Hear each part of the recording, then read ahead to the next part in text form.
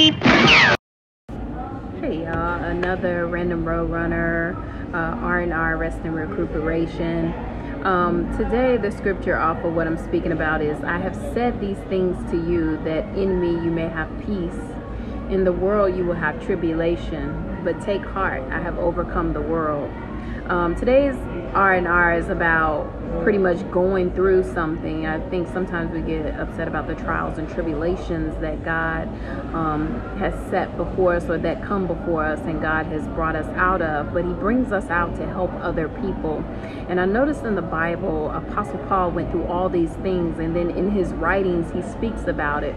But what if you're Apostle Paul and Jesus is telling you, I set you before me to open the eyes of the blind, but then when you get up from the ground you can't see a thing, and you're on this road to Damascus and he's telling you to deliver people through the same thing that you're going through.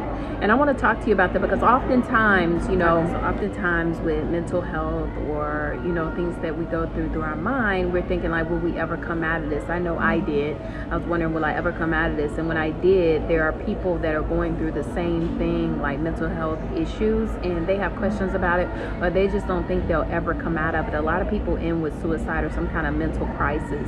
And I want to talk to you guys about that, because sometimes we're going through something to help someone else. It's not necessarily for ourselves. And a lot of Christianity is not for ourselves. It's probably for someone else. It's probably for later on down the road, to pivot you on your journey called life. Life is not just for you. It might be for someone else, and to see the glory of God through that brotherhoodship, as you love your neighbor as yourself, and you love God with all your heart and your soul. There are things that you will go through, trials and tribulations.